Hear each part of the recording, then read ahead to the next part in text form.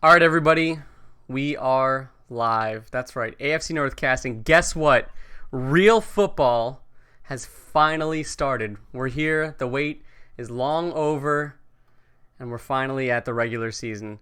Tonight we got happening right now as we speak. I'm actually the only asshole that can't watch it right now because I don't want to. I'm afraid to load up Reddit streams while we're trying to stream this because I'm pretty sure it'll crash my computer.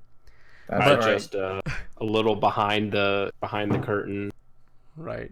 I just hurriedly downloaded the NBC Sports app for my Xbox so that I can watch it while we podcast. Nice. Well done. Woo! So you got the Bears and you got the Packers. We'll talk about pick'ems and stuff like that. Plenty of people showed up and signed up for the Pigskin Pick'em. Also, don't forget, it's not too late. You can still sign up for the Pick'em. You'll just be behind a game. And that's plenty fine. All right. Just join the Pick'em, have fun. We've got over a dozen people at this point. Actually, just over a baker's dozen, which we talked about that a little before the podcast, but whatever. But yeah, so Pigskin Pick'em, join in on that. It's good stuff. But pick the Steelers, you'll win. Yeah. All right, guys. So what's going on? Let's start off with NFL news. I don't know if anything can precede our favorite diva wide receiver. Right, exactly. And his antics. I don't know. I mean, it's kind of a dead horse at this point. I feel like Chad and I have a group text with the fellas from the We Got Game podcast and some of the listeners over there, and there was a relatively heated discussion for about 4 or 5 hours, probably, about Brown.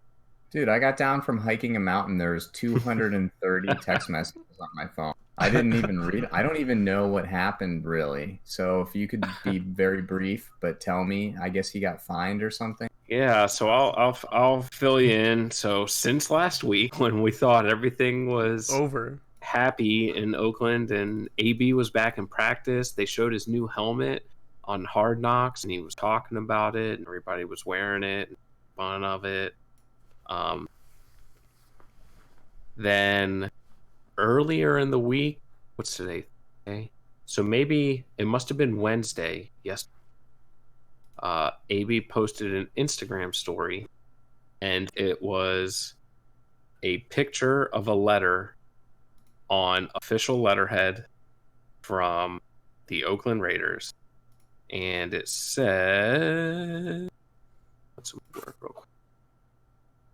Dear Antonio, as you know, you did not participate in the Raiders walkthrough on August 22nd. Your absence from practice was unexcused. Accordingly, you're hereby fined $13,950 pursuant to blah, blah, blah collective bargaining agreement and the Raiders club discipline schedule. You were previously fined $40,000 for missing preseason training camp on August 18th. Please be advised that you should continue to miss mandatory team activities should you, including practices and games. The Raiders reserve the right to impose additional remedies available under the club's discipline schedule, the CBA, and your NFL player contract, including but not limited to additional fines and discipline for engaging in conduct detrimental to the club. Burn. So, sick burn. Sincerely, signed in blue pen, so not fake ass signature, Mike Mayock, General. And AB posted this on his Instagram story. Super professional. And then typed over it, when your own team want to hate, there's no stopping me now. Devil is a lie. Everyone got to pay this year, so we clear. And then he added the Raiders. I don't know, man. Fierce. So, you know what I say? Ooh. What I say is, I say good for Mike Mayock. Like, I don't know, man. Standing up for it and saying, I'm not dealing with this fucking shit. No, now, first off, let's also not think for a second that, what was it, $43,000 or whatever? Was any It ends up being like 55 or 55 grand. Is any even dent into what Antonio Brown has, right? It was kind of a power move to the press is the way that I see it. But I don't know. I still see it as a positive from that standpoint as far as setting a precedence. I don't know, man. It looks Okay. like AB might be a. I don't want to call him a failure, but it looks like just such a bad start on Oakland's part, and I don't know, man. Well, I told you that story. Mm-hmm. Tell you this story. When's this Uh, story breaking? Because I just heard that shit this this morning. this story Mm-hmm. it broke today, late morning. AB and Mike Mayock had a meeting or a conversation that became an altercation. And I'm not sure the timeline. I'm not sure if it's separate. He also had an incident where him and Mayock were talking, and AB punted a practice ball and said, "You find me for that." But wrapped up in whatever altercation happened, I guess AB verbally threatened to punch Mike Mayock in the face and had to be physically restrained by some staff member. I don't know if it was players or what. And then that was followed by a no time window given suspension from the Raiders. So the Raiders just said Antonio Brown is suspended, Right. for this many games, for the first drive, whatever. And he was not at the practice. So basically, Mike Tomlin is the gorilla glue of holding locker rooms together. Like, that's not accurate, but It must be, man. If he's like that unhinged and out of control, and we thought Ben Roethlisberger was the problem, man. Like, look at us being a bunch of big fucking dummies, you know. And there's a lot of levels to this, because there was, when the signing was made, there were rumors that this was not a Mike Mayock signing. This was John Gruden with his hand up Mike Mayock's butt, Puppet. And that Mayock didn't want to make this move with Antonio Brown. It appears the Raiders hold all the cards now, because the way that the CBA is worded and typical NFL contracts, if he's not on the active roster week 1, it voids his guaranteed money. So the Raiders can control what happens. Obviously, they have to have reason. So if this becomes an extended thing and it becomes like a spiteful thing, then the Raiders, they can't just keep him under control and keep him suspended all year without pay. Right. So it'd be interesting to see what happens going forward. You got to think someone's willing to put up with Antonio Brown's shit for as good as. I mean, after this kind of shenanigans, you still think so? Well, how much does it take before we start comparing him to like Terrell? I mean, I think he's there. Yeah. But I mean, T.O. in a free agent stop, one of his couple stops, went to the Super Bowl, played hurt in a Super Bowl for the Eagles. Like, it's one of those like winning cures everything type of things. Yeah. I think the Raiders mishandled this situation from the beginning, and if I'm Mike Mayock, no matter how I feel, whether I wanted Antonio Brown or not, and that goes into an arena, backing him in his fight against the league, I think is the way to go, rather than trying to take the hard stand, because you're not going to change Antonio Brown. What do you mean by backing him against the league? You talking about with the helmet issue? I am on Antonio Brown's side with the helmet stuff. I wasn't originally. Antonio Brown fan in the house. Because let's hear me out. Okay, I was not originally. Mm-hmm. If you listen back, Right? No, yeah. right. Corroborate. I said Tom Brady went through the same thing. Aaron Rodgers went through the same thing. Everybody knew this was coming, and Antonio Brown is just being a tool. But then it came out that it wasn't the same situation, and his helmet was not on the rejected list that Rodgers and Brady's and other players' helmets came out on. And so he just thought he had to get a newer edition of the helmet that he had and get it recertified, which he tried to do. Wait, so even his though helmet it was after training camp started. He tried to do it, and then the NFL, like the phrase I keep using, the NFL moved the goalposts on him and banned the helmet after the fact, and then made him.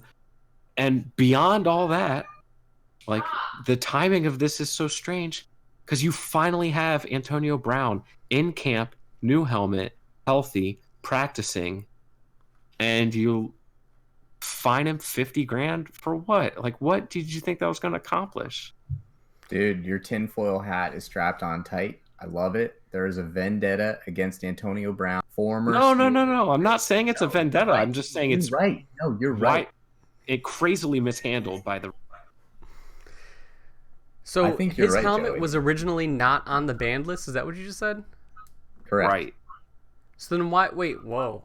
I thought his helmet was banned. The original issue with his helmet, it was not like Brady and Rodgers where it was banned. It was his helmet that he wore was like a 2009 model or whatever, and so it was greater than 10 years old and could not be recertified. Mm-hmm. And so that's why he had to get one made after 2010 so that he could turn it in to be certified. And then he turned it in, and rather than sending it off for certification, the NFL sent it off for testing and said that it didn't meet the testing standard, and then put it on the banned list. And that is when, so that was like the second week of train, to put it in like a Hard Knocks perspective, that was like after the second episode of Hard Knock, when he'd been out all that time.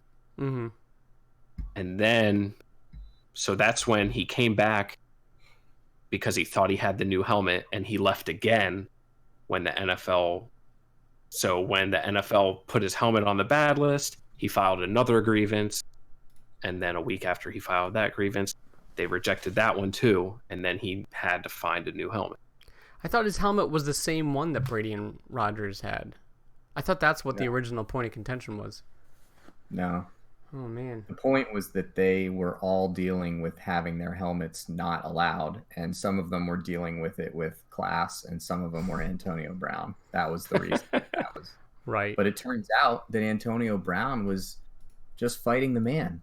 And honestly, I'm glad that we're all standing with him. I'm glad we're all standing with him. I'm glad we're all of the standing three with the Steelers.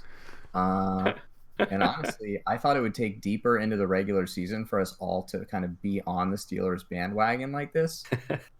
But I'm just really glad that you guys are on board. This is just a great day. It's a great day. I don't know. I think I'm gonna have to review the evidence, because I originally thought that his helmet was on the banned list, like Brady's and Rodgers, and I originally even thought that it was the same type of helmet or same brand or whatever it was as Brady and Rodgers, and he was just kind of being like, well, let me get another year out of it, and then found a helmet from the next year and was like, come on, let me get another year out of it, which to me was kind of like one of those, like, dude, just get a new fucking helmet.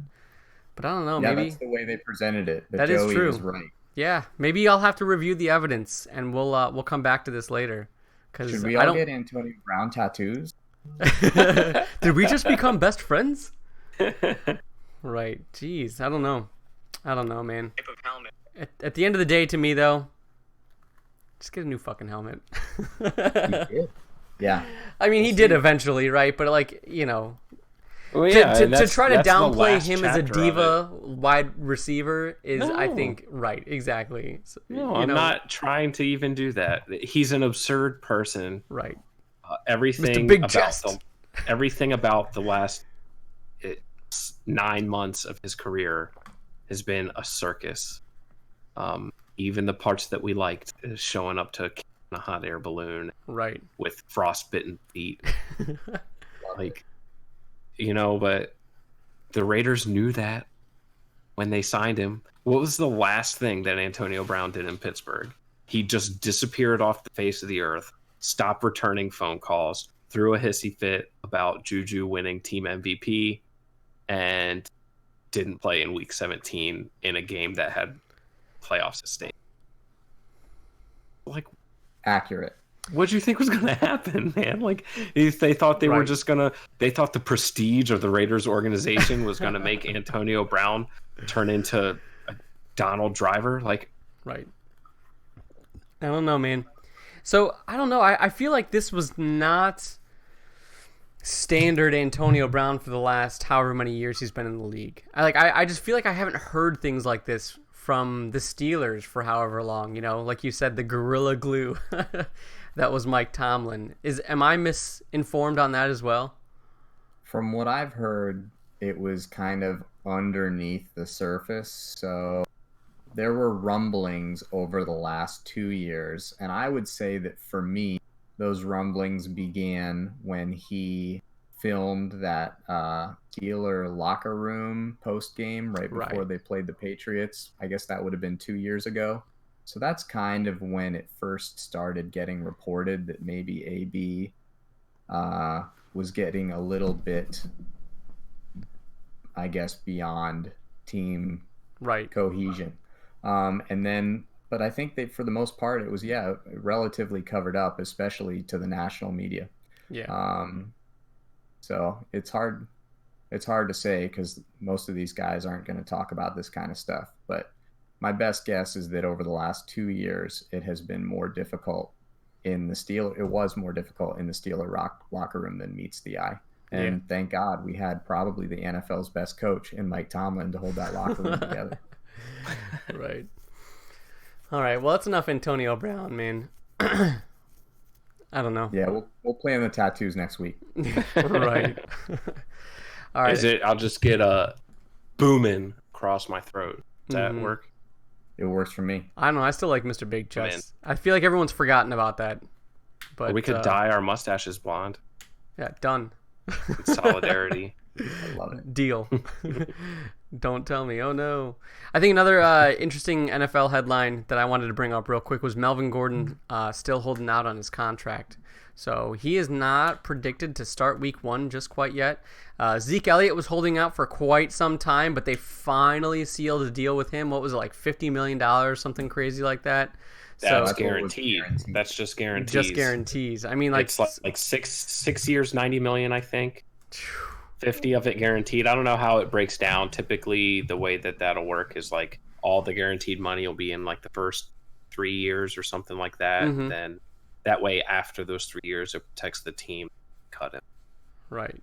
Yeah, that's it's dude got fucking paid. I mean, and rightfully so, because I think he is the heart of the Cowboys offense. Even if I'm not a huge Dak Prescott fan, which fucking, here's a secret. Who I'm is? not. Right. Personally, I'm not. I'm in the Dak Prescott haters club.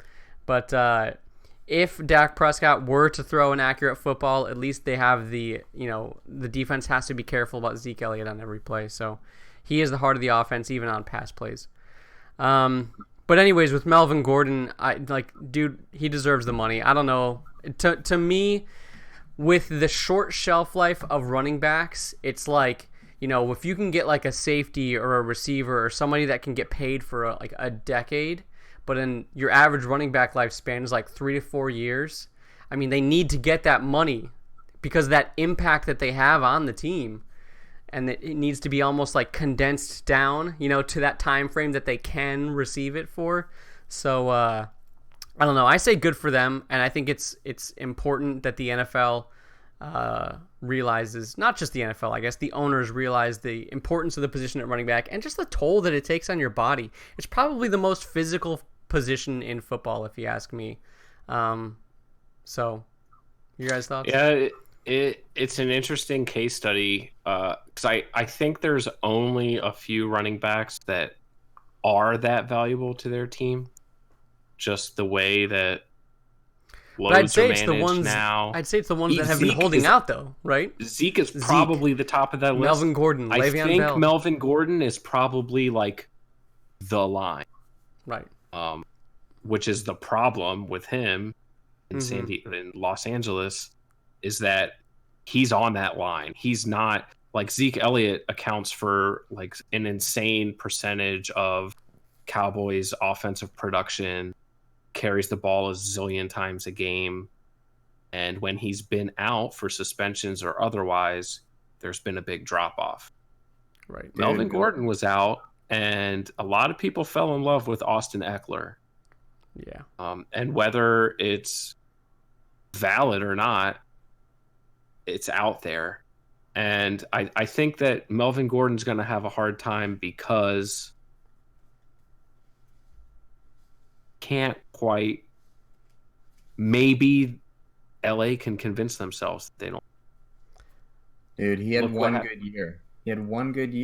He had a year where he averaged like 3.1 yards per carry. He had a year where he was wicked injured. He had a good year. He could be Peyton Hillis. I'm not paying him when he has 2 years left of his contract when that's what he could be. He's under contract. Mm-hmm. I honestly, like, emotionally, I probably feel kind of like you do, Justin. Good luck. Good for you. It's a hard job. Get the money while you can. You have a very short window. But honestly, like, he's got nothing. He has no leverage at all. Like, at all. I think Marshawn Lynch was asked about Ezekiel Elliott's new contract, and he said, "Get your chicken." Get your chicken. Ezekiel Elliott got his chicken, and then they asked him about Melvin Gordon. He said he ought to get his chicken too. So right, get your chicken. Yeah, that sounds like Marshawn.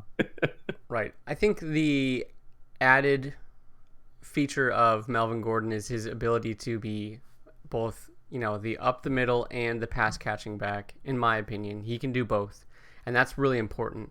But what really hurts his chances, I think you hit the nail on the head as far as getting paid, is Austin Eckler, because they put Austin Eckler in there last year, and I mean, he did pretty well. He did pretty damn well. So then it kind of brings up the same questions, I would say, that came up around Le'Veon as, is it just the offensive line? Is it just the way that the play schemes are or the play calling is done? What is it? When you can just substitute another guy and he can be just as prolific. So I think that hurts Melvin Gordon's chances. But personally, I think I would kind of disagree with y'all saying that, he had a single good year and blah, blah, blah. And he's not that. I don't know.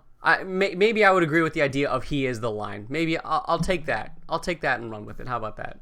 But I still think he deserves a paycheck. It's just different. And I think, so there's a couple things. Austin Eckler is more proven going into this year than James Conner was going into last year. James Conner was a pleasant surprise. It was kind of like we hope he can carry the load, and we think he might be able to, but we'll see what happens. Mm-hmm. And he balled out. We've seen that Eckler can be successful and at least put up very similar numbers to Melvin Gordon at offense like he did last year. Mm-hmm. And then the other thing that goes with it is, so Le'Veon sat out all year and the Steelers didn't cave. They have Ben Roethlisberger. Right.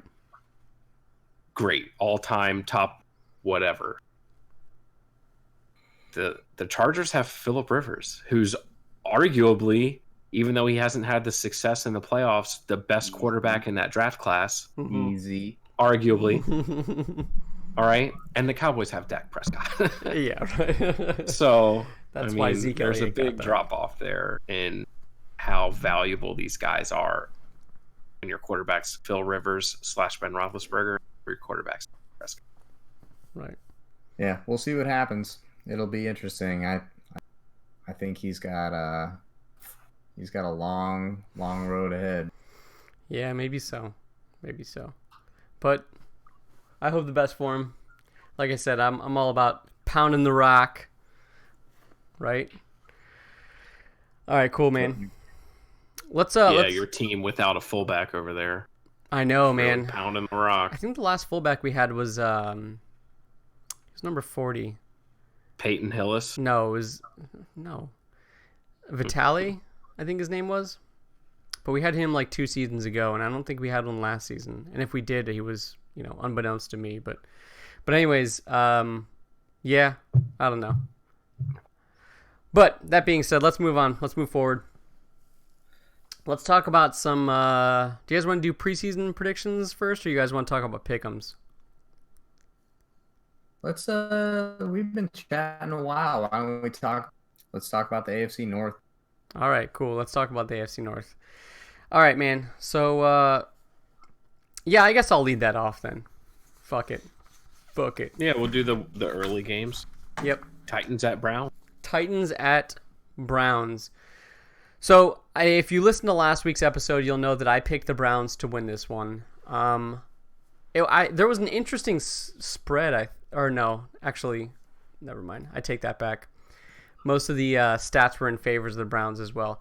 But something that is worth noting for sure is the fact that Odell Beckham is dealing with a hip injury still, right? So he had complained a little bit about a hip injury during the preseason, and the hope was that by the game one, he was going to be fine. But apparently, he still claims at least not to be 100%. So here's the exact quote that they had from him. I think it was today, but it says... So Odell Beckham says, "This is something I never had to deal with. It's like an extremely fast car with a little alignment off. And right in the center, right exactly where you need. Now the car can go, but it's dangerous. You know what I mean? So it's just something I've been trying to figure out. In and out of rehab every single day. Never really dealt with anything like that." Like, that does not sound optimistic to me. Like, honestly, if I was the Browns, and we talked a little bit on the chat and stuff like that between us about how important this game is to the Browns, like setting the precedence and setting the tone for the Browns by starting this season off with a win, I think is super fucking important. I think almost like, I don't want to go that far, but it's on a scale from wild card to Super Bowl, how important is this game against the Titans? AFC Championship.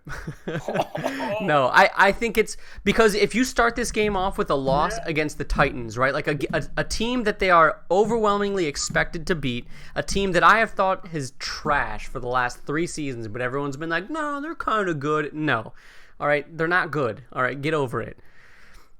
The Titans beating the Browns, I think, will set forth a media explosion. I think it's all we'll fucking hear about for the next week and a half or whatever, or until the next game after that is, ooh, what's going on in Cleveland? Is everything all right? So Maybe with that they should bring in AB. right, maybe they need some more locker room cancer, right? But point being, if Odell Beckham is hurt, I weighed this with myself before we started the cast, kind of thinking like, Odell Beckham being hurt, is it worth it to sit him this game because of how important he is for the rest of the season? And I want to know your guys' thoughts. Joey, you're shaking your head yes. I am not a medical professional. Right. If it helps, yeah, man. Like, if Baker Mayfield is your ride or die guy, Baker Mayfield's the truth, Baker Mayfield's the future, woke up feeling dangerous, this and that. Like, if that's legit, like, it's the Titans, man. You're at home. Like, Season this is opener. a game you should win 9 out of 10 times if you're a legitimate playoff contender or a Super Bowl favorite, depending on where you what may books or you're may looking not at. spend entertainment units. Yeah. I've got a little bit of a take on this. All preseason, I had to listen to Brown's podcast so that I could know how to talk about this dumpster fire of a team. And all they ever talk about is, oh, we love how tough we are under Freddie Kitchens. We love practicing in pads. We're so tough now. This is how football is played. You know who was spouting that nonsense? Odell Beckham. He's been practiced, and he's not even going to play in the first game now? He better play in the first game, Mr. Tough Guy. Oh, if it were a game, I'd have been playing. He's been saying that for weeks. If he doesn't play week 1, he is a fraud. He is a fraud. Your team is fraudsters. And frankly, you should be able to win not even throwing the ball. Dude, Marcus Mariota was taken out of preseason game number 3, the tune-up against the Steelers, after like 7 plays. Because it was too dangerous. It was too dangerous. Right. Now, Justin, I know you're going to go into your dying breath saying that the Cleveland defensive line is God's gift to everything football that ever has been. So if you can't just sack Marcus Mariota 4 times in the end zone and win 8-0, then what's going on here? What are we even talking about Odell for? Hey, Joey, how many sacks was it last year? The Ravens against the Titans? 9. All right, so let's see if the Browns can break that record. Over, under. Hey, poll. That's a good one. Poll. We'll put it over under 9 sacks for the Browns against the Titans on Sunday. Right. So that being said, he is expected to play in game one. You know, it's one of those things where I'm sure the fans want to see it, but I'm just like so cautious about the way the season's going, man. Like that dude should be in a fucking ice bath from like September 8th until, or I'm sorry, today, September 5th for us, until September 16th, and see if he's ready for the Jets. Like I don't want to fucking deal with that. I don't want to deal with, you know, like he was, what, he missed like an entire season with -3 games, I think, with the Giants or whatever. Now, Justin, would you say with a machine as finely tuned as Odell Beckham, would it be best to just save him for the Super Bowl this year, do you think? To make sure that he's like totally ready? I don't know. I read that quote though that he was saying that he was like extremely fast car with a little alignment off or something. And I thought about it and I was like, that sounds way worse than it is, because like when you have like a shit car like mine, like a Corolla, and a little something's off, that thing will fucking keep you going for another 3 years. But you got a Lamborghini and something's a little off, that thing's on the side of the road calling AAA, right? So I don't know. Yeah. If something's a little off on a Formula One car, right, your fucking wheels are in the stands. Exactly, right. You know what? You guys have convinced me. I'm with you. I think the Browns should hold him out until they play the Patriots in the playoffs, and if not, the Super Bowl. I think the best thing to do, secret weapon. Hey, man, they might be playing the Titans in the playoffs. Right, based off of how this that could be an going. AFC Championship preview. That's how important this game is. It could. Look, man. It could. That's why we brought you on, Chad. But that's my opinion as far as the preview goes. Other than that, I don't think there's much really to speak of. The defense was explosive in the preseason, and I expect that to carry forward. There's not really any big changes other than strengthening the fuck out of the defensive line. God's gift to football. So anyways, that's my take. If I bet on football, there is almost no spread under which I would not bet the Browns to win this game. Okay. For the record, the spread is 5.5. Oh my God. Yeah, I saw that too. I was kind of like, man. The whole slate this week is juicy. Yeah. All right, Maybe I let's should start. Yeah, let's move forward. So let's talk about the Steelers. Steelers have what I believe you described, Justin, as the marquee matchup of the week. Oh yeah, sorry, never mind. Let's wait on that one. My bad. Okay. That was just my next paper. Just a little tease, just a little tickle for Just a Chad. little, there you go. Stay tuned. Just a little bit right there. Stay tuned. Sorry, man. God, who's driving this ship? Yeah. All right, let's go Ravens, who are also at 1 o'clock, since Joey specifically said in order, and I completely disregarded that. Sorry, guys. I bought more bourbon, and I bought better bourbon this time, so this is the good shit. Well, your Baltimore Ravens, the biggest favorites in the division week 1, I might add, are heading down to Miami to face home underdog Ryan Fitzpatrick. The Miami Dolphins, who traded away everybody with a name last week to the Texans for players to be named when they graduate from college this year. Yeah. Not much to say about this game. I'm made a little bit nervous that it's in Miami. It's going to be hot and humid. That's typically an advantage. Miami's going to wear all white, so the Ravens will be stuck in purple uniforms. I don't know much about Miami because almost everything that I know got traded last week. Right. Xavier Howard's a good little cornerback or safety. I don't even know where he plays. Apparently, they have a young, athletic defensive line. Yeah. They But have, it's hard to win if you don't score points. And it's hard to score points when you don't have receivers. Counterpoint.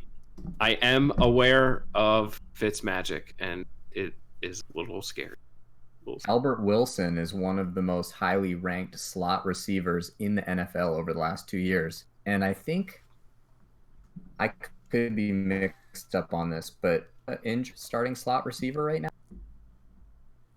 Yep. Yes. So you will be playing a backup who should do well, but that is the matchup to watch. Can Albert Wilson continue his magical shiftiness and score a long touchdown or two and make it interesting.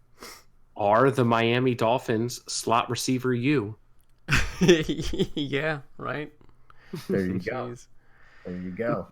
I have to They be are basically a college team. I have to be in the same boat as Chad was for the last game. There's probably not a single spread that I don't take the Ravens in this one. After knowing that the Dolphins traded everybody away, they're trying to roll with Fitzmagic. Do they even still have Kenyon Drake? Is he still on the team at least? Yeah, but Okay. I think something Balaj is the guy that they like better, right? I don't know. Who cares? Yeah, so the Dolphins, man, I think that a couple of teams actually, not just the Dolphins, but took note of what the Browns did and how quickly they were able to do it with a lot of fucking picks and a young team, and over the next 4 years. The linchpin is the fact that they don't have John Dorsey. So, I mean, but yeah, man, there's the only thing the Ravens would have holding them back is the heat. That's really about it, and Joey kind of highlighted that. Yeah, so this is the largest favorite the Ravens have been since, I think it's 2008. In week 1, Mm-hmm. they were like a 7 or 8 point favorite over the Cincinnati Bengals, and they beat them like 42-7. And as much as just my natural nervousness about how much has Lamar developed, and we lost a lot of guys on defense, all the little anxieties that are creeping in about why the Ravens floor is where it is, tend to be settled by the constant reminder that everybody in America is questioning whether tanking works in the NFL because of the Dolphins. So I think I'm going to continue to give gambling advice without knowing any of the numbers. And in this game, I would absolutely bet the under, because the Ravens have a proclivity. I know you just said they'd won a game 42-7, but the Ravens they get a 7 to 10 point lead, and it feels like 17. They're a team that's going to be crazy run heavy. They have a quarterback that, frankly, I'm not sure if he can aim at all. They have rookie wide receivers that are going to play a major role, which means their playbook is going to have to be way simplified. They're going to depend on their defense. That's the game they want to play. I'd bet the under on this game, and I'd expect the Ravens to win like 21-12.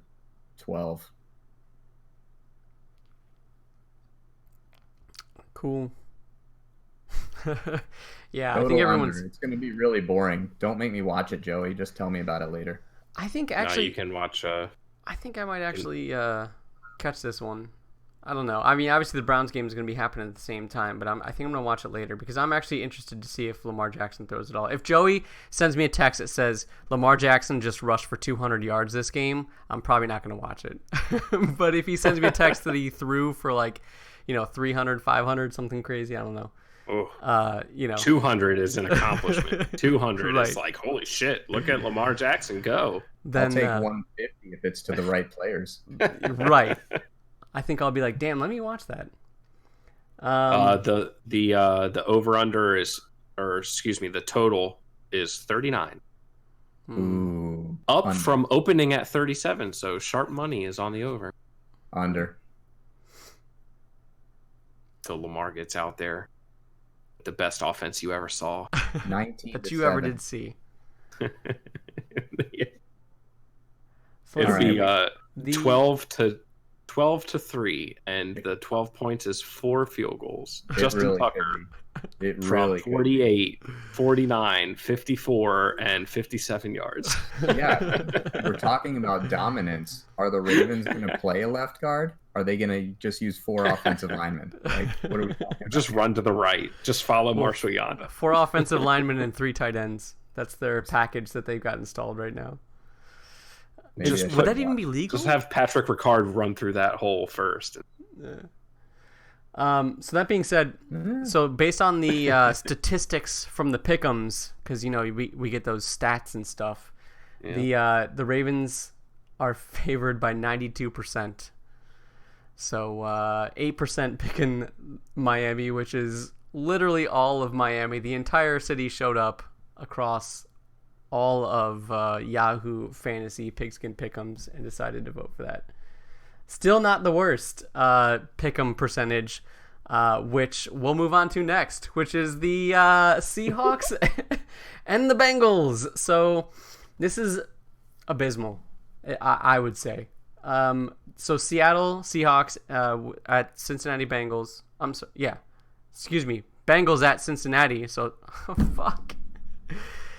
Cincinnati at Seattle. All Have right. another bourbon. Yeah, I might go in a second.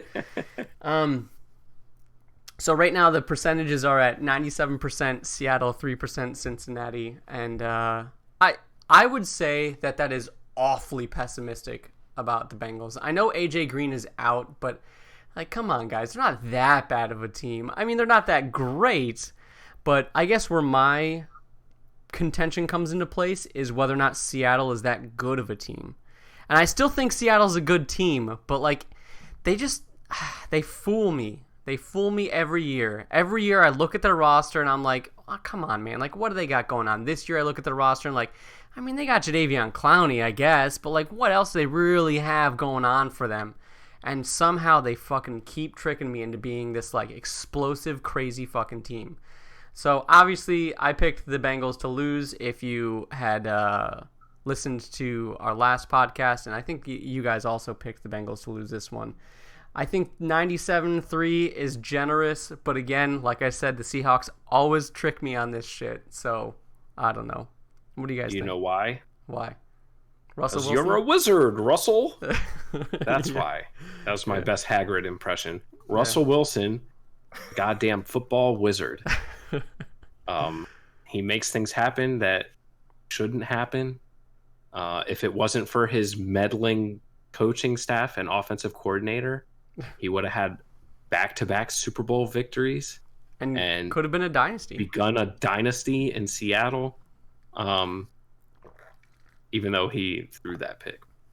Whatever. Yeah, never Russell Wilson makes shit happen. And I think there's also a little bit of recency bias. Jadeveon Clowney is probably the biggest, definitely, I'd say, the most like marquee transaction in the last couple weeks. So everybody's on the Seattle train. It's in Seattle. You have a rookie head coach going up against everything they've built there in Seattle. No AJ, that doesn't help. No. So I do think that the Bengals are probably better than most people that don't know shit about him is. I mean, this is basically, other than once AJ comes back, this is going to be effectively the same team that was like 7-2 to begin last year or whatever the hell it was. Like, Yeah, I'd expect this game to kind of go similarly to the Baltimore game, where it's like low scoring, it's kind of ugly. It really feels like week one has felt lately now that a lot of teams aren't doing a lot in the preseason. Takes a long time to get going. Cincinnati's defense will probably look good because of that, and because I think they're underrated anyway. But I'd be really surprised if they won. I think it'll look competitive by the score, but it won't really actually be that competitive. Right. yeah, I think we're going to get a lot of sloppy first halves. This season, the story of the preseason was who wasn't playing. Guys just haven't played. So I think there's going to be a little acclimation period. I mean, this game is 7-3 at the half. Still 7-3. Yeah. And Mitchell Trubisky brings a level of sloppy that is outside of not playing. Right. He's like exactly the same player he was when he got drafted. Every year, they're like, I wonder if we'll get that big jump this year. And it's like, no, just the same guy. Nope. Just Mitchell the Mitchell.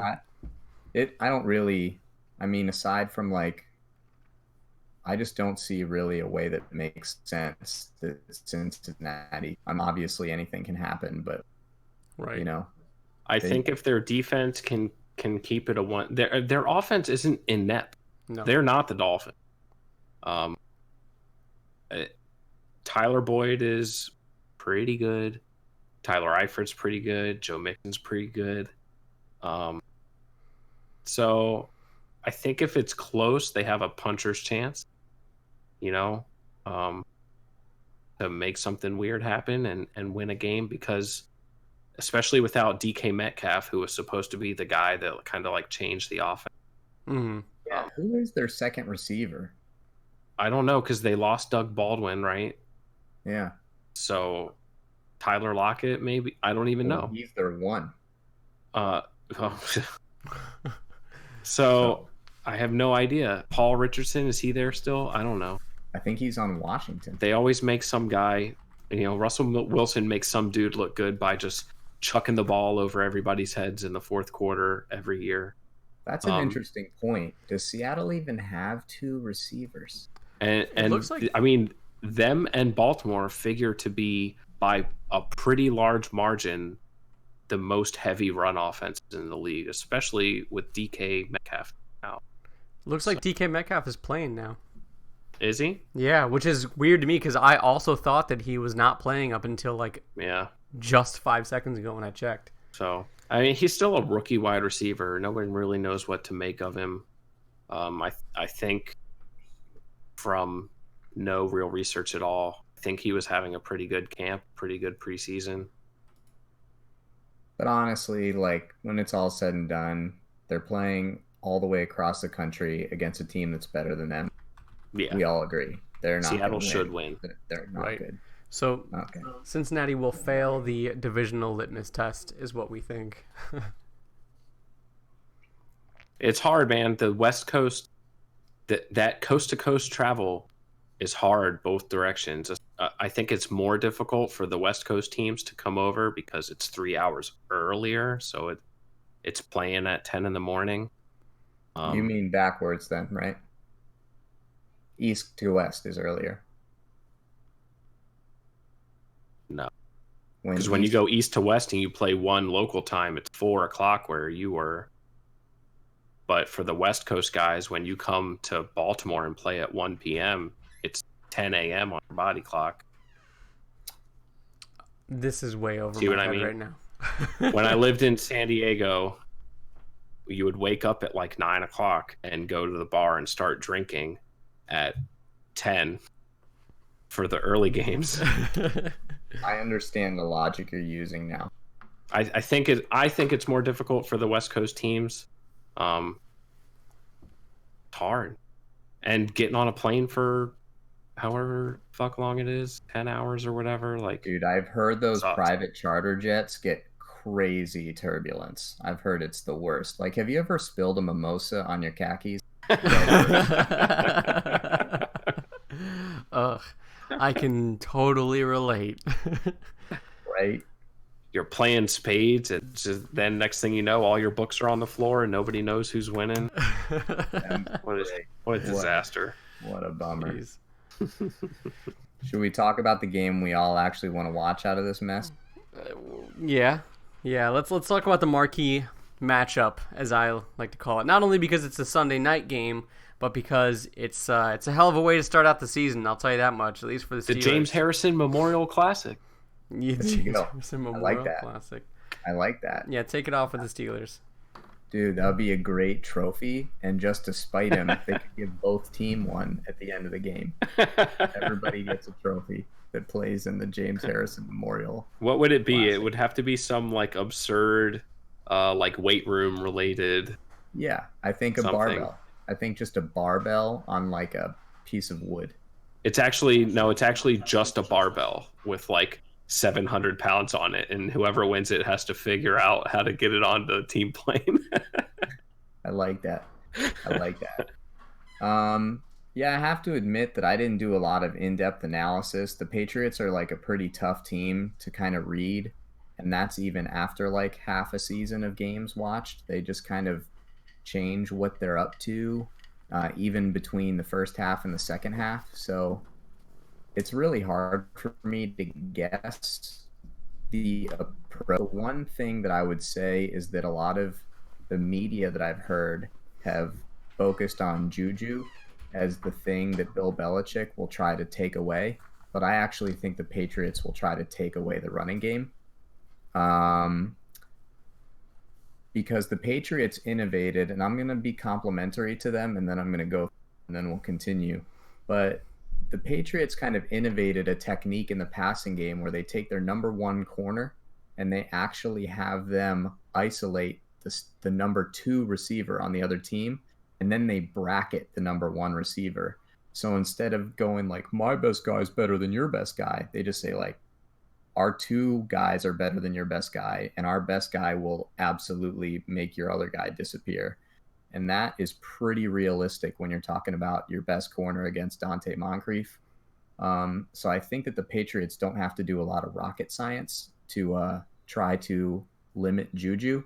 And I think otherwise, if they scheme to shut down James Conner, they can keep this game low scoring for the Steelers, and then do whatever they're going to do this year, which is, I guess, try and get the running game going and throw a lot of dump offs to James White and score touchdowns every time. What do you guys think is going to happen? I mean, I still think the Steelers are going to win. I'm not going to explain it. Yeah, I was gonna ask you who you thought Belichick was going to key on. Yeah, I mean,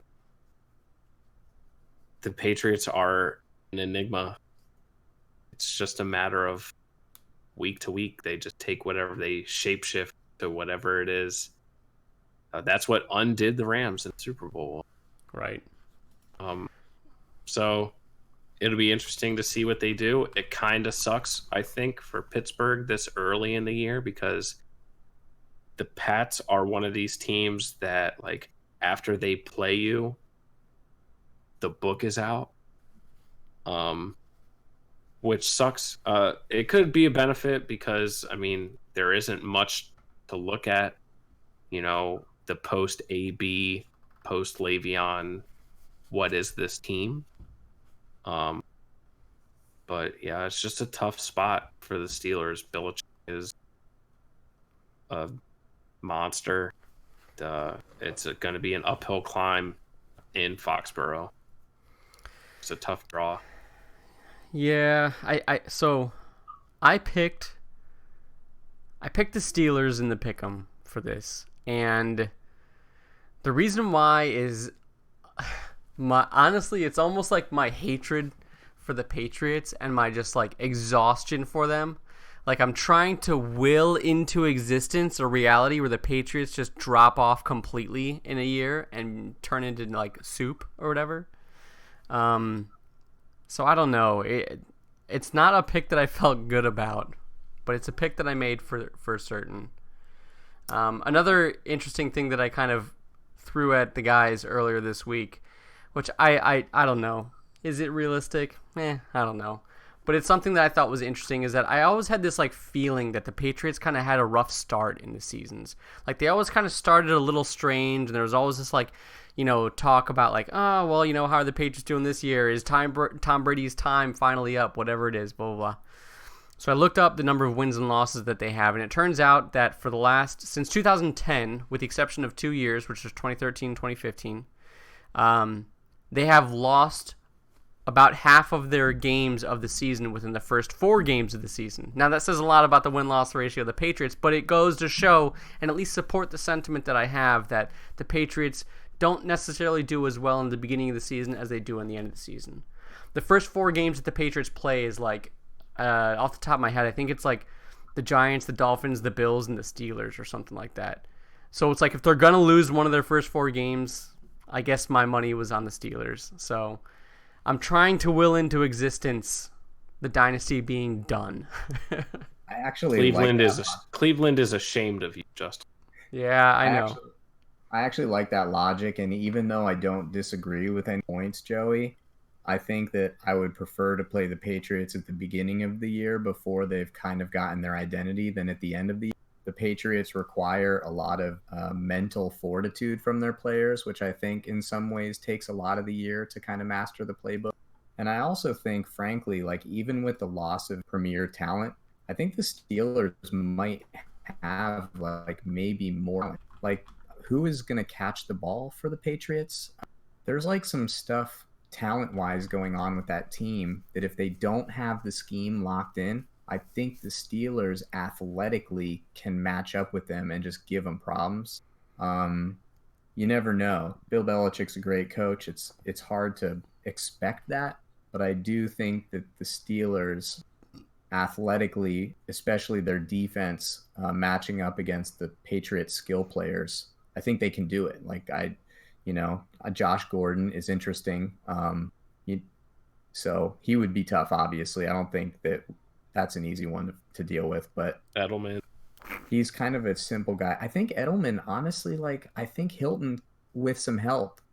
I think that I'm okay with that. I'm not freaking out. And I think that the linebackers can match up okay with James White now that they've got Mark Barron and Devin Bush. So I think skill-wise, and athleticism, I like the Steelers. And if the game is played simple on shortened playbooks that we're still getting our way into because it's early in the season, the Steelers, they could be competitive, and we'll see.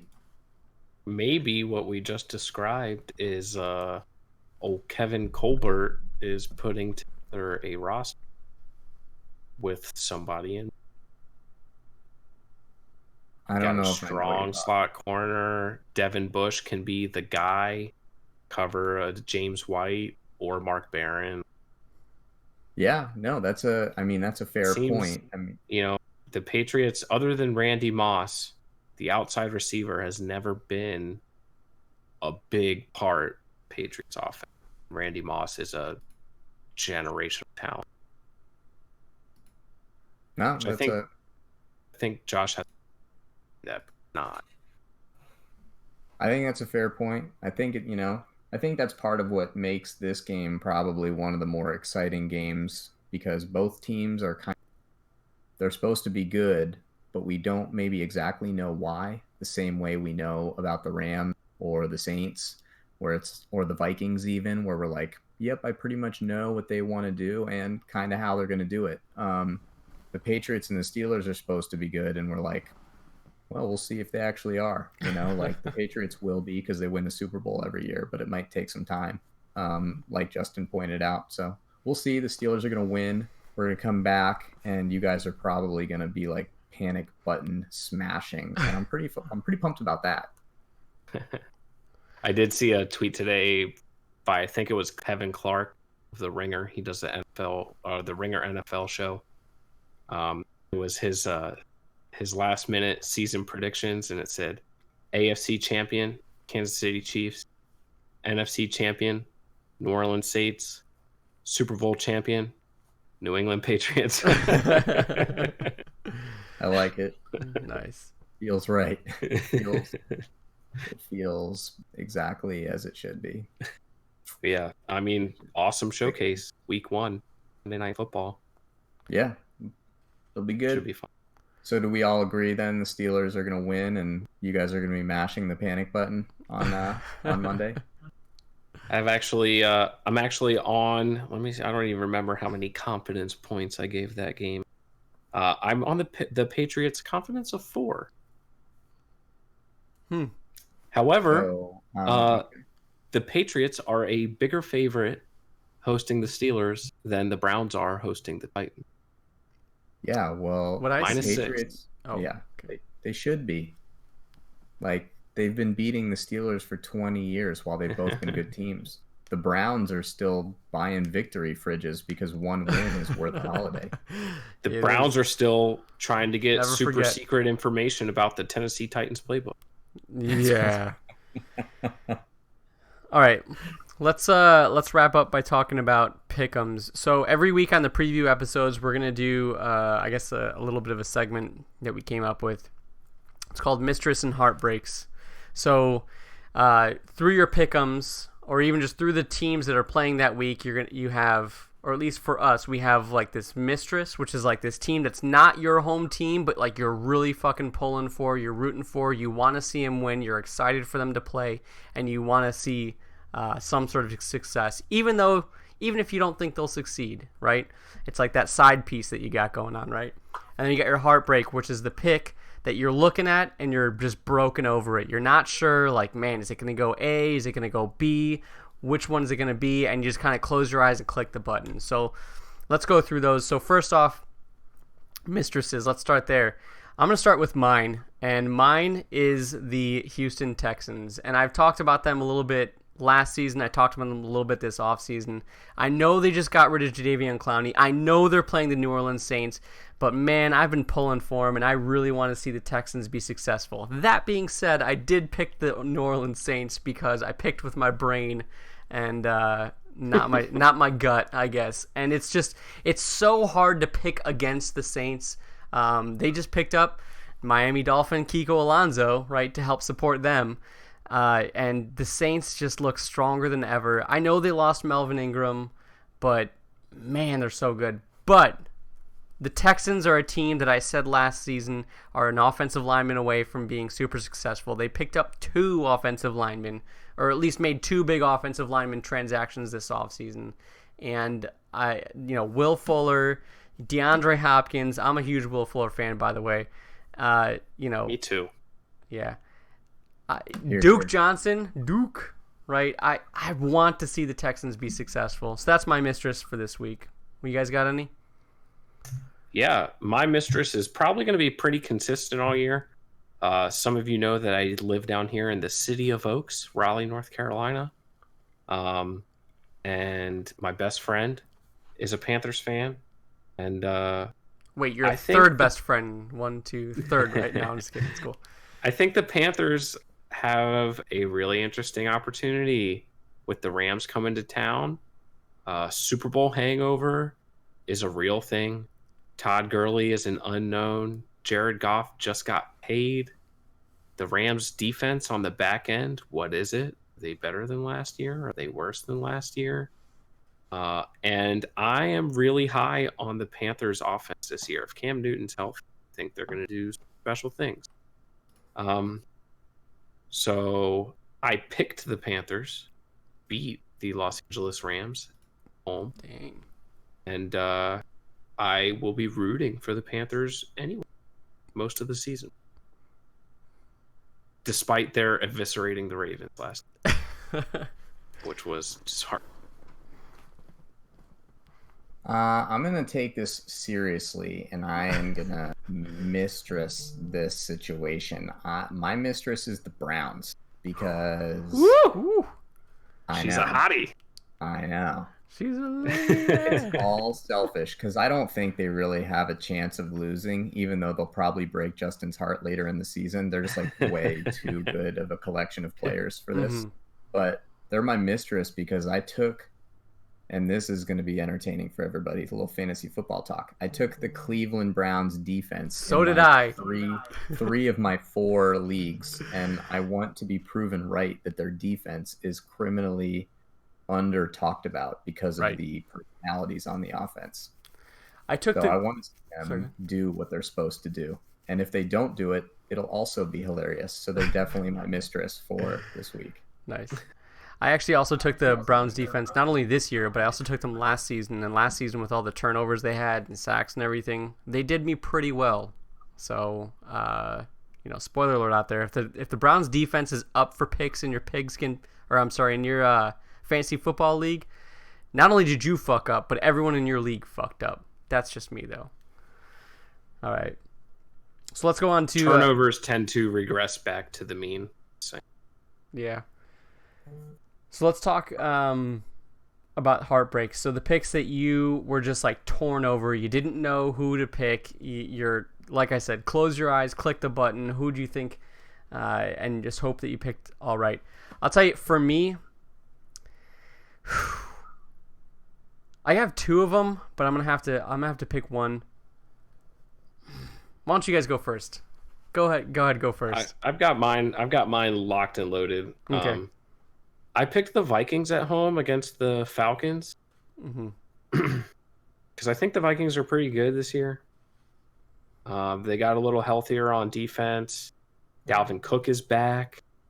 Stephon Diggs, he a Terp. So, I'm always about that. And they're at home.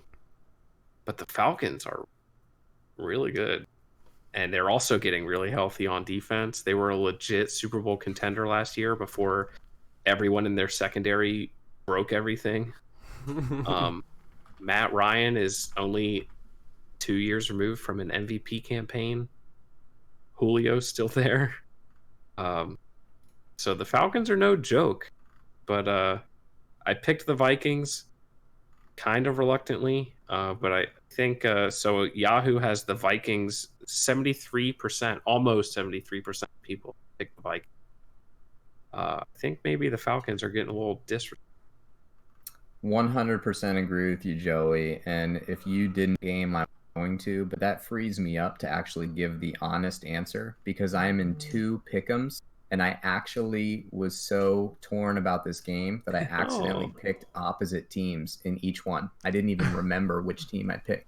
And it's the game that's going on right now. It's a real turd of a game, so you might as well be listening to us live. It's the Packers versus the Bears.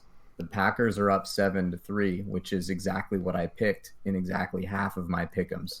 So, Nice. Basically, you're welcome for some free live advice that you'll probably get a day and a half late. But Nice. I didn't really know what to make of this game. You know, there are 2 teams that are kind of supposed to be good, but almost more on reputation than actually real analysis. The Bears defense has lost the one that makes their whole plan, which is a big deal. And the Packers, well, they're just not that good, except for Aaron Rodgers. And even when he was playing, I know he was injured, they weren't that good. So why should they just be better this year? They might be, but it's like kind of inexplicable. So I was kind of curious about this game, and it came out of my subconscious because I actually picked both teams.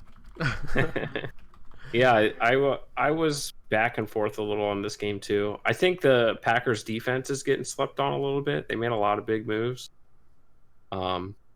But it's almost like your strength can only be so strong. Like, how strong does your defense have to be against Mitchell Trubisky before, like, it doesn't even matter how strong your defense is, really? Right. Right. But I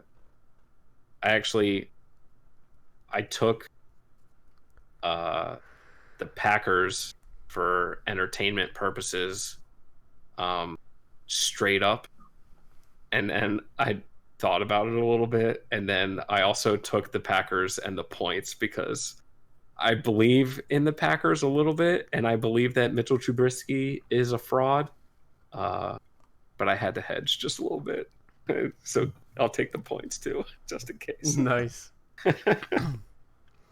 You get yours sorted out, Justin? You got I something? did. So just I guess I won't tell you what my backup is. You can just kind of figure out maybe. But mine was the Bucks and the 49ers. I think they're both fucking garbage is what it is. I was looking at it, and first off, I am the OG fucking since the beginning of time, since when he played like 2.5 games with the Patriots, hater of Jimmy Garoppolo, all right? I don't believe in him. Everyone's like, oh, he had 5 games where he won at the end of the season when nobody gave a shit about their fucking games. And don't try to argue against me that people always care, all right? But anyways, Garoppolo's a fraud. Winston's garbage. Neither of them have any roster to really speak of other than like Carl Nassib on the Buccaneers. And Ndamukong Suh might as well be what I consider a football criminal. And Mike Evans, I don't know. It was just like it's painful to pick between the two. But I ended up picking the Bucks because they have a couple of more reputable players that have more skill overall in my opinion. Like I said, Ndamukong Suh, football criminal, but he makes plays. Mike Evans, I'm a huge fan of Mike Evans. I wish he had opportunities on other teams because I think he could be, one of the best. And then of course, Carl Nassib, good old Carl. So I don't know. What you guys think about this game? I took the Bucks. I like to take a surprise home team here and there. I don't hate Garoppolo, but I think the 49ers are steaming hot pile of trash. They haven't shown the substance yet. It's all talk so far with them. So, it's If they prove it to me, I'll them. But for now, I'll take the. I'm actually on the 49ers in this game. I don't really have any reason for it. Jameis Winston stinks. Yeah. And the Buccaneers stink. And I don't know. Kyle Shanahan seems like he's got a good football brain. So. Seems like he might be all right. Yeah. All right, guys. So let's close this off by talking some mailbag type stuff, which is Could I close it out with first? Wait, could I do the first mailbag? Yeah. So mailbag, just in case you have no idea what a mailbag is because you've been stuffed in fucking, I don't know, a dark corner of the internet for the last decade. It's where we kind of respond to anything that you've sent us through Facebook, Twitter, Instagram, whatever the case might be. Or even respond to the polls that we put up and how you guys make those picks on the polls. So go ahead, Chad. You got to open it up. Well, there's a little bit of a Facebook debate about the Browns, and it was a couple of my Steelers men coming in there and throwing a little shade on your sunshine that's been going on this preseason. And I just got a text 1 minute ago. Sean Pronto on the Facebook comments, he has said $20. Browns will not win 9 games. Do you accept that bet, Justin? $20? I had something originally in mind that I think was better. It's on the table. So I'll tell you what my original bet was. All right. My original bet was this. If the Browns win 9 games or more, because he said will not win 9 games. So if they win 9 games or more, he has to change everything on his page, everything to Browns, and the banner on his Facebook page or Twitter, has to have Browns on it, like go Browns, whatever the case might be, all right?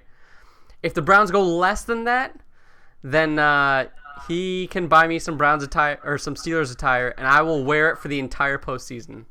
The entire postseason, I will wear a Steelers hat, shirt, jersey, whatever it is. I'll wear it. How do you even lose that bet? So if he wins, he has to buy you something? Don't worry about semantics, all right? We'll figure it out. But I'll take that bet in that aspect. I'm sure you could just pay for shipping, and Mr. Liddick would very, very happily send you a Steelers paraphernalia to wear. Deal. Yeah, the guys at the We Got Game podcast buy me a Steelers jersey almost every year, so I got a few. Well, there you go. If you got one, I will wear that jersey. So jersey specifically. Let's talk that then. Let me just be clear. $20. Do you accept the bet? I this is my counter offer. It's like negotiating on the table. My counter offer is this. So you bring me something back. Maybe we'll go back and forth and we'll make something out of it. But I'd like to make this sealed before like week 4 kind of a thing, before we have, too much insight. It's got to be under $20 value because you think it's too risky and you're not under $20 because nothing of the Steelers is worth $20. Let's just put it that way. We're not giving you any memorabilia that's worth more than anything. I'll send it. Look, I'll send it back when it's done. It might be burnt, but I'll send it back. All right. I think your confidence is spoken volumes. $20, too rich for Justin's blood. We'll come back. We'll come back with more. I'll tell you what. I will do the $20 and what I said on top of that. So $20 and the transformation of either myself in the postseason or the transformation of Sean during or his Facebook page, for a week, at least. Okay. A week. Chad just did the proper format of going pussy, and you totally folded like a lawn chair. I did. Well, because dude, you should take that bet. You think that the Browns are going to win the division? You think they're going to win 12 games? That's 3 extra games. I know. That's 3 games they're allowed to lose. Dude, he said they won't win 9. That means all you have to do is go 8-8. That's exactly. Say 50 or 100. So 20 it is. We'll work on the Facebook negotiations. Right. Continue the mailbag. Love this. All right. The mailbag. So with that also, we had I'm hearing some reverb from you, Chad. But We also did the poll. We did, week 1 marquee matchup, who you got, Steelers, Patriots. And 56% of you said the Steelers, which is interesting because most of the internet would not agree with you. Neither Vegas nor the internet agrees with you. So it looks like Chad just found every Steelers fan he could possibly find and said, hey, vote on this poll real quick. Oh, and also I put an interesting comment up on there, which I thought was kind of funny.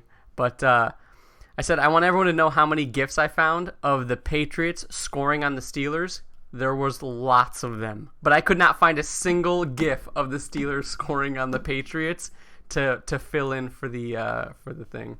So the Steelers are 1-0 against the Patriots over the last year. So pretty good statistic. What's the Browns record against like anyone? 7-8-1, I guess. Justin, what's up? Trivia. Name an NFL team that the Browns have a winning record against in the last 5 years. In the last 5 years? I don't fucking know. Any team. Man. Just any team. I don't know, man. All right. Let's move on. Look. When you have 2 seasons, one was 1-16 or 1-15 and one was 0-16, all right, it's really tough to support that argument, all right? Well, but we turned over a new leaf. Patriot stuff, and I can't just let that stand. We finally, after years and years of me saying, hey, look, man, we're just rebuilding, we're finally actually rebuilding, and we've gotten to that point. So yeah, and you're going to win $20. Exactly. $20. Joey, what's that shock for? What's the excitement? Mitchell Trubisky just displayed deceptive athleticism, avoided a sack, and then chucked a jump ball in the air about 40 yards. Ooh. Oh! For a completion, but just got called for offensive pass interference. Oh. Bring it on back. Bring it on back. It was Eli Manning-esque. Just throw it somewhere inbounds. Just awesome. Chuck it and pray.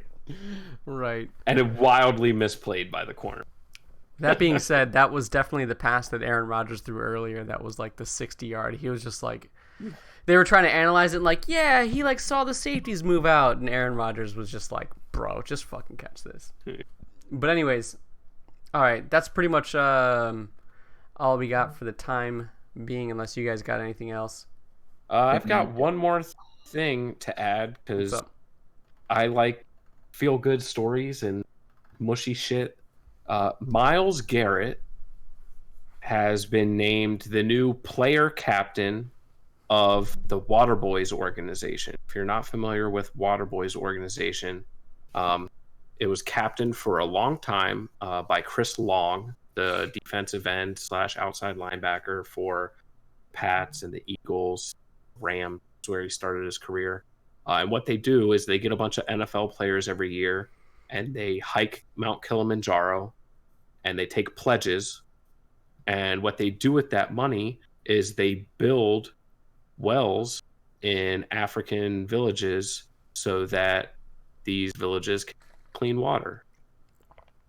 So Myles Garrett, not only a stud on the football field, but a stud off. Yeah. I love Myles Garrett. Me and Sam, my wife, were talking about it a couple days ago. The Browns are posting new jerseys next season, which means I gotta get another one. But this time I think I'm gonna get a player, and I was kind of a toss-up between Myles Garrett, Joe Schobert, and Nick Chubb. Those were the 3 that I was kind of tossed up. But I really fucking like Myles Garrett. I like him a lot. So easy guy to root for. Yeah, for sure. Definitely. All right, guys. Maybe we'll put that on the Bears are 3rd and 40 right now. Sorry. Oh, 3rd and 40. That's 4th down. Big surprise. Look, so what that means is that for the pigskin pick'em, all right, I've already lost week 1, all right, which means you have a chance to beat me this year if you just join between now and Sunday, all right? That's all I'm saying. So with that, with that, join the Pigskin Pick'em. We'll put it in the comments on Facebook, on Twitter. We'll put it on the comments or the description of the podcast. Come check it out. Join the Pigskin Pick'em. It's always fun. If you win, maybe we'll have you on the cast if we can arrange something properly for you. That being said, we record twice a week since the regular season is starting. Tuesdays is going to be your review of the last week that happened in football. Thursdays is going to be your preview of what happened or what's going to happen the upcoming week.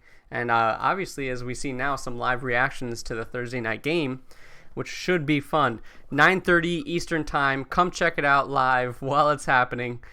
Interact with us on Facebook. Justin Klein saying, "Yay, go football, pack forever." Thanks for the interaction, bud. We appreciate you, Klein. Hayward. Happy belated birthday. Yeah. Klein's birthday was like 2 days ago. So come hang out with us live, interact with us. I'm just disappointed that Sean didn't put that in the comments live. You know, that's all I'm saying, man. If you really wanted to support. But that being said, come check us out. YouTube, Twitch, Facebook, we stream on those. And if you can't catch us there, catch us on anywhere that you can get podcasts, and then interact with us anywhere that you can get social media. We will be there. Tell your friends, tell your family, spread the word, build a good community. Let's have fun this season. It's going to be good. It looks like we've got at least 3 decent teams this season that should be a lot of fun to watch rather than just like 1 or 2.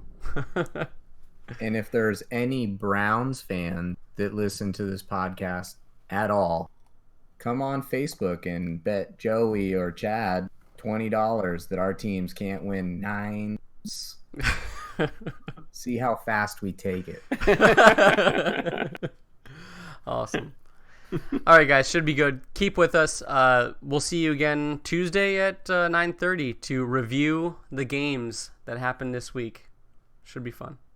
Take it easy, everybody. Bengals. Yes. Fucking love.